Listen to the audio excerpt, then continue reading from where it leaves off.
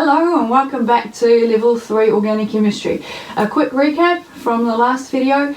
Remember at level 2 you did two different types of isomers. We did structural isomers and geometric isomers, and then the last video we talked about the third type of isomer called optical isomers. And remember we said optical isomers are like the twins that look the same but they are mirror images of each other.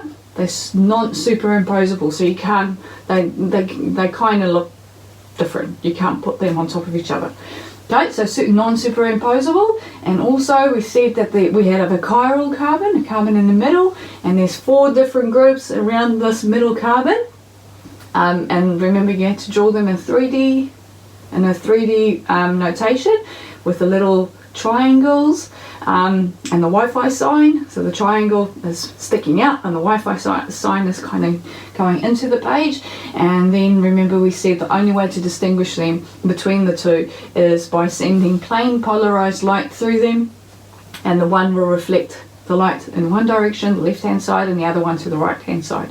Okay, so if you remember that, we can go on with today's lesson. So today's lesson we are quickly going to go through alcohols. So remember you've done alcohols last year. You would have learned a lot of equations, a lot of reactions with alcohols. You would be able to describe the solubility of them. And remember, the bigger the molecule, because the alcohol is an OH at the end. So if we have a molecule, we have an OH, that side is more electronegative than this side of the molecule, so this one will be the negative and that one will be positive side. But so it's a polar molecule because it has 2 definite poles, which means it dissolves easily in water, because water is also a polar molecule. But as the molecule gets longer, this effect of the electronegative oxygen wears off a little bit, because as it goes on, this oxygen won't be stealing the electrons from the side, so there won't be a definite positive and negative pole. So as the molecule gets longer, it gets harder to dissolve in water. Okay, so remember that. And then we looked at alcohols can be replaced by halogens, like a Cl, or it could get oxidized. So today we're going to learn about this oxidation process of alcohols. And remember we said if we look at wine and you leave wine in the fridge for too long, the alcohol becomes something else. That's a bit high. So if we have this and we leave it in the fridge and it gets oxidized, remember we said it turns into vinegar. So in naming this is ethanol. So ethanol is the alcohol that you get in alcohol that we drink, and then as you leave it and gets oxidized, it becomes ethanoic acid vinegar. So it becomes a bit sour because it gets oxidized. But what we didn't tell you in level 2 is that there's an intermediate step for an alcohol to become a carboxylic acid. It doesn't just jump to carboxylic acid straight away. There's a little in between step that we've left out in level 2, and today we are going to learn about it. Alright, so we've got this alcohol, and remember we are wanting to oxidize it. So if we oxidize it, we can add permanganate. It's remember that it's acidified, or dichromate, Cr2O. Okay, that's acidified as well. When we do that, what happens is this OH, they get oxidized initially. That O, we could say the O goes away and it attaches to the C. Okay, so now we have something that kind of looks like a carboxylic acid, but it's not a carboxylic acid yet because it's not this OH at the end.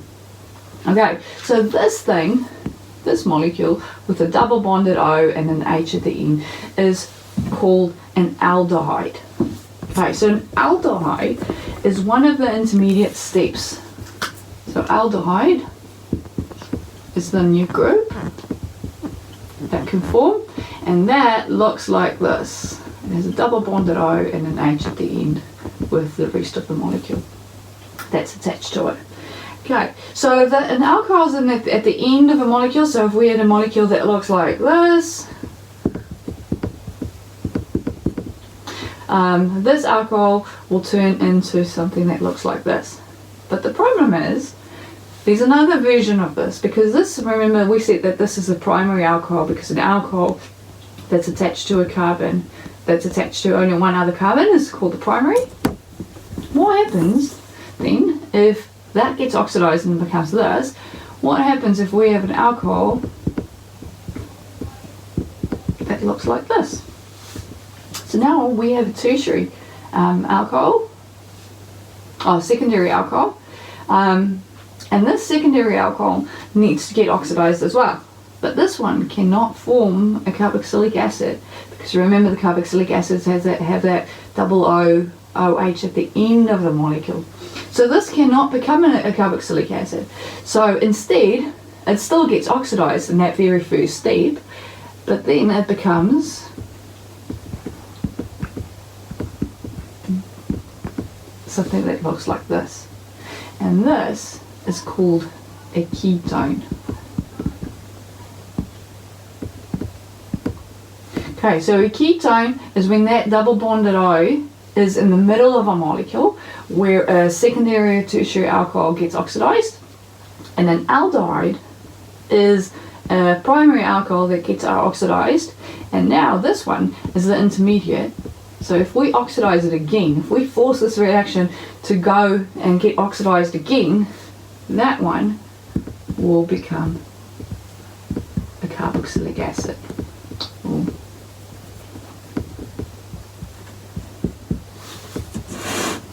Okay, so an aldehyde, so an alcohol, primary alcohol, so if we go this one,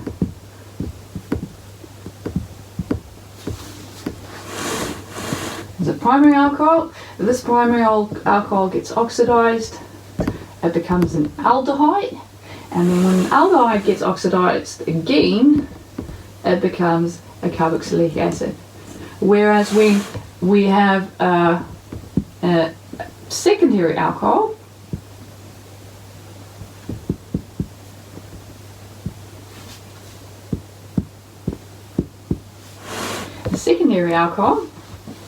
that gets oxidized, it becomes a ketone.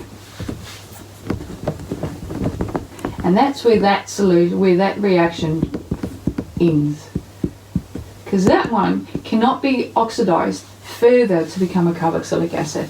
Okay, so we've got this aldehydes that has a double bonded OH at the end, and we have a ketone that has a double bond at the middle. Right, so those are the two things that you need to know, the two groups, the intermediate steps of an alcohol, between an alcohol and a carboxylic acid. Right, so if you have a primary alcohol, it ultimately becomes a carboxylic acid, but the intermediate step is an aldehyde. If we have a ketone, it's a secondary alcohol, and it gets oxidized, it becomes a ketone, and the ketone stays as a ketone because it can't be further oxidized to become a carboxylic acid. So hopefully that makes sense. We'll talk about the tests around it a bit later of how to identify an aldehyde and a ketone, but at the moment all I need you to understand is that we've been lying to you from level 2, that an alcohol doesn't just become a carboxylic acid, but from an alcohol it could become an aldehyde first and then it becomes a carboxylic acid, and a secondary alcohol becomes a ketone when oxidized.